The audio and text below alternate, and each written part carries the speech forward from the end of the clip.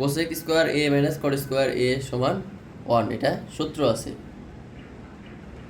তো এটা আমরা লিখতে পারি, আমরা জানি যেটা, তাহলে কি কোসেক স্কোয়ার এ মাইনাস কট স্কোয়ার এ সমান 1 পাইলাম আমরা। এটা আমাদের সূত্র আছে, আমরা সূত্র লিখলাম। এটা আমরা যে কোনো জায়গায় লিখতে পারি, সমস্যা নেই, আমরা যেটা জানি সূত্রটা সবসময় প্রমাণিত হবে।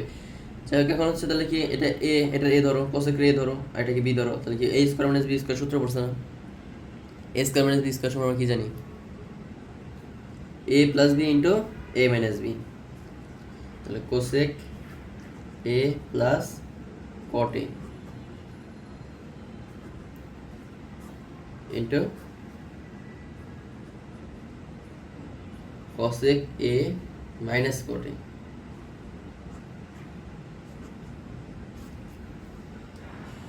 লিখলাম আমরা a plus B whole square, a square minus B square সূত্র এখন সমান 1 ছিল 1। তো এখানে আবার কি আসবে?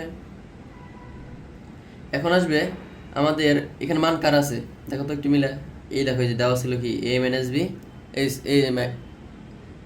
এ মাইনাস বির মান দেওয়া ছিল।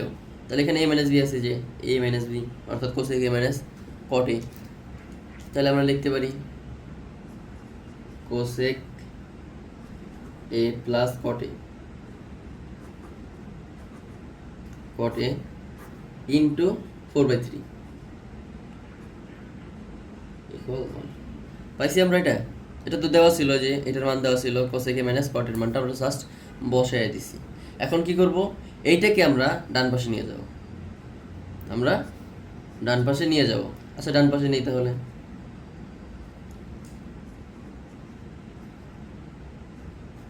Cosec a plus cot a equal, তাহলে এখানে ডান পাশে যদি নিয়ে যায়, তাহলে এখানে গুণাকার আছে, তাহলে এখানে কি আগে কি হবে? ভাগাকার হয়ে যাবে। ভাগাকার দেওয়ার জন্য আমাদের জাস্ট উল্টাই দেবো, ওয়ানের সাথে ভাগাকার দেওয়া মানে জাস্ট লব হর আর হর লব বানালেই হয়ে যাবে আমাদের। তাহলে 3/4। দেখো মান পেয়ে গেছি আমরা। তো তোমাদের বই কিন্তু চাইছিল কোসেক এ প্লাস কট এর মান, আমরা কিন্তু কোসেক এ প্লাস কট এর মানটা নির্ণয় করছি, অর্থাৎ এইটাই অ্যান্সার,